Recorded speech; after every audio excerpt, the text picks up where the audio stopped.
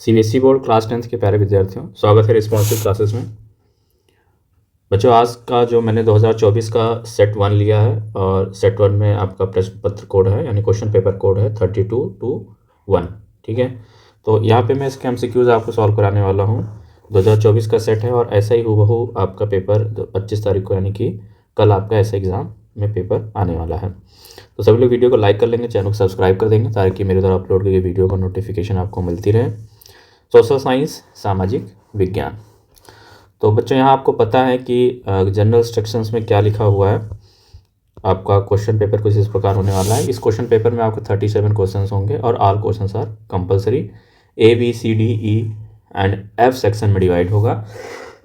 Section A जो आपका है मल्टीपल चॉइस क्वेश्चन है 1 से 20 तक का। तो सभी लोग वीडियो को लाइक करेंगे। यहाँ से 1 से 20 मल्टीपल चॉइस क्वेश्चन जो 1 मार्क्स के हैं वो मैं आपको सॉल्व करवाने वाला हूँ। तो यहाँ पे चलिए आते हैं इंग्लिश वर्जन में। हिंदी का मैंने वीडियो अपलोड कर दिया है। पहला क्वेश्चन है बच्चों यहाँ पे, the German philosopher John Gottfried belong to the which one of the following schools of thought.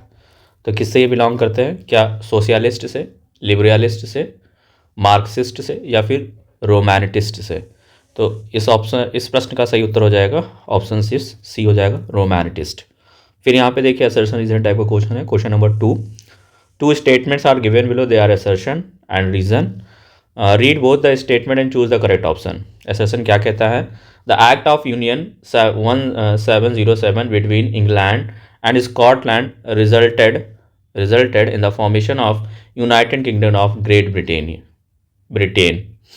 Reason दिया है England wanted to imposes its influence on Scotland. तो बिल्कुल असर्सन और रीज़न दोनों ही सही हैं और बेसिकली असर्सन का रीज़न क्या है, करेक्ट एक्सप्लेनेशन है। तो ऑप्शन नंबर यहाँ से ए सही होगा आपका। Both A and R true and R is the correct explanation of ए।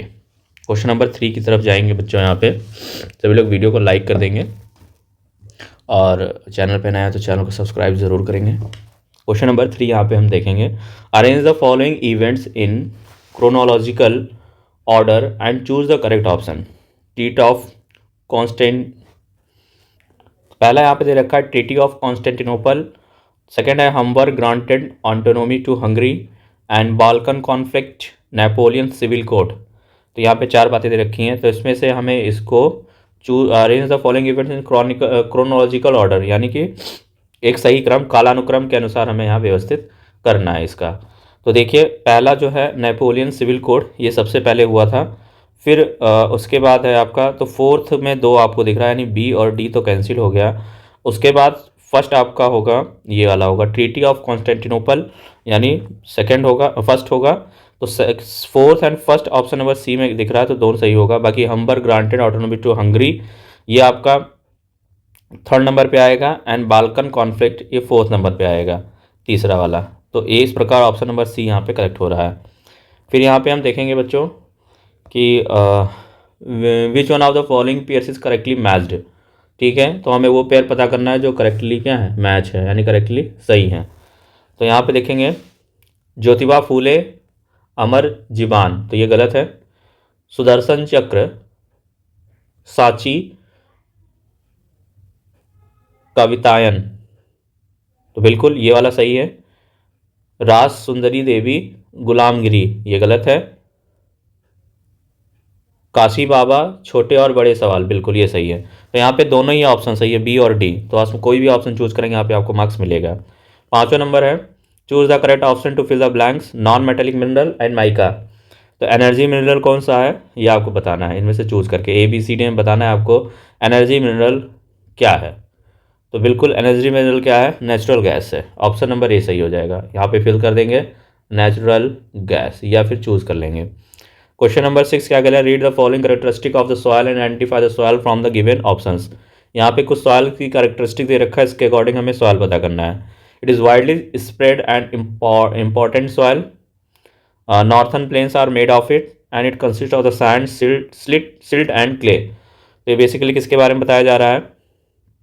तो ये बताया जा रहा है एलुवियल सॉइल, जिसको हिंदी में क्या बोलते हैं, जलोढ़ मृदा।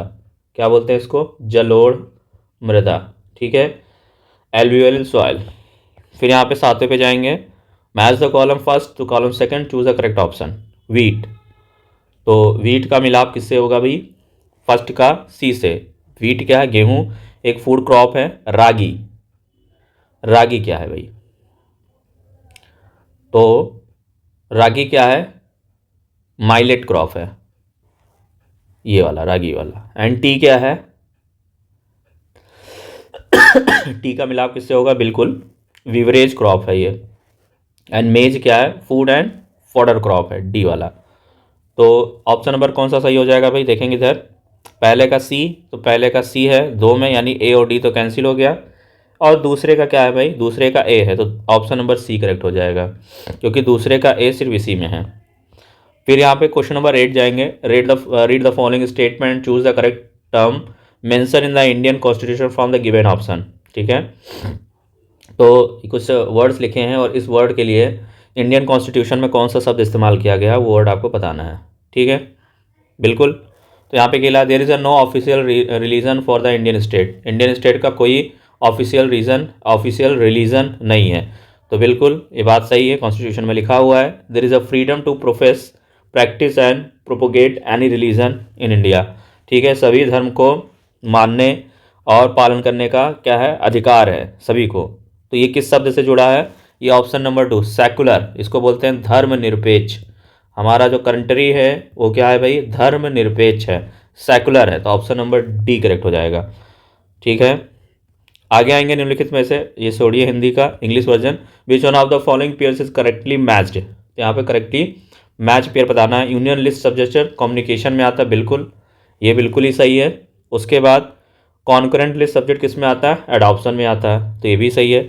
बी और डी क्या गलत है? तो इसमें ए और सी क्या है? करेक्ट ऑप्शन है। ए और सी में कोई भी अगर आप चूज कर लोगे आपको मार्क्स मिल जाएगा। क्वेश्चन नंबर 10 की तरफ जाएंगे। Read the following statement about power sharing arrangement. ठीक है, power sharing arrangement in the Belgium and choose the correct option. ठीक है, read the following statement about the power sharing arrangement in the Belgium. Belgium में क्या बताना भी? Power sharing arrangement के बारे में बताना है, बिल्कुल। तो क्या है? Brussels has a separate government with equal representation. Brussels has a, तो बिल्कुल ये सही है, Brussels has a separated government with equal representation है। सेकंड की बात करेंगे, Dutch and French speaking ministers are equal in the central government, ये भी बात सही है। And community government is selected by the people belonging to one language, ये भी बात सही है। फर्स्ट सेकंड थर्ड कहाँ पे दिख रहा है आपको? ये गलत है, तो first second third option number D में दिख रहा है, 10वें का ऑप्शन नंबर डी करेक्ट हो जाएगा। यहाँ बताना है which one of the following countries has one party system. तो वन पार्टी सिस्टम कहाँ है बच्चों? चाइना में है, ऑप्शन नंबर डी करेक्ट हो जाएगा। 12वें क्वेश्चन की तरफ जाएंगे। विच one of the following is a fundamental principle of democracy. Democracy की फंडामेंटल प्रिंसिपल क्या है ये आपको बताना है, तो इसका ऑप्शन नंबर सी करेक्ट हो जाएगा, rules of people with freedom. 13वां क्वेश्चन है, which one of the following languages included in 8 scheduled in Indian constitution. तो किसको लिया गया भाई? 8वीं सूची में किसको शामिल किया गया है? तो बिल्कुल Odia, option number D correct हो जाएगा। Choose the correct option to fill in the blanks. Literacy rate measure the proportion of the literate population in the dash years and above age group. तो किस ग्रुप से माना जाता है भाई? तो ये आपका ऑप्शन नंबर बी करेक्ट हो जाएगा, 7 ग्रुप, 7 ईयर से। एज्यूम, अच्छा ये रिपीटेड क्वेश्चन है, इस तरह के क्वेश्चन आपके एग्जाम में आते हैं औसत आय निकालने का। Assume there are 4 families in the locality, in the income of these 4 families in week are इतना इतना इतना इतना, then weekly average income of the locality will be. सबको ऐड करो और फिर 2 से क्या कर दो, 4 से क्या कर दो, डिवाइड कर दो। ऐसा करने पे कैसा मिलाएगा आपको? आंसर आएगा ऑप्शन नंबर 4 ए सही हो जाएगा, बिल्कुल। क्वेश्चन नंबर 16 की तरफ जाएंगे। क्या है? Which one of the following pairs is correctly matched. Correctly matched pair को यहाँ पे हमें बताना है, तो यहाँ पे करेक्टली पेयर टेरिटरी सेक्टर में आता है astronaut, option number C correct हो जाएगा। फिर यहाँ पे देखिए पिक्चर बेस्ड क्वेश्चन है।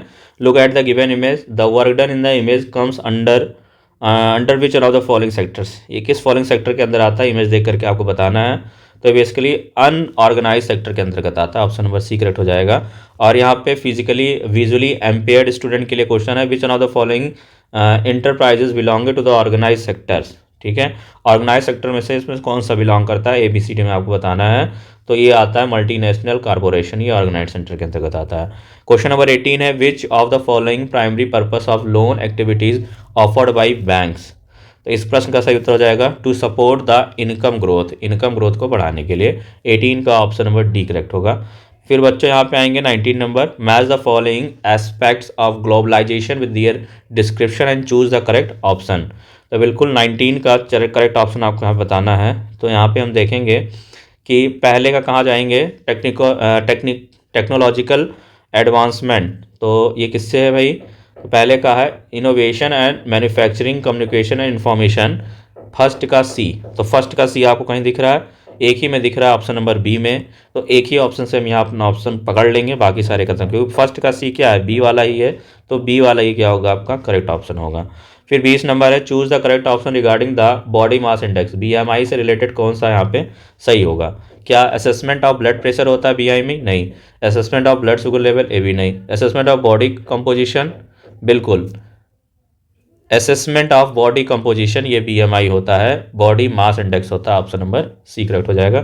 तो बच्चों यहाँ पे मैंने आपको 20 क्वेश्चन कराए हैं 2024 के, और 25 में आपको ऐसे ही एमसीक्यूज मिलने वाले हैं। जिस टॉपिक से एमसीक्यूज पूछा जा रहा है उन टॉपिक को पढ़ डालिए, एक दिन का समय है, आपके एमसीक्यूज जरूर फंसेंगे। मिलते हैं नेक्स्ट वीडियो में, तब तक के लिए नमस्कार।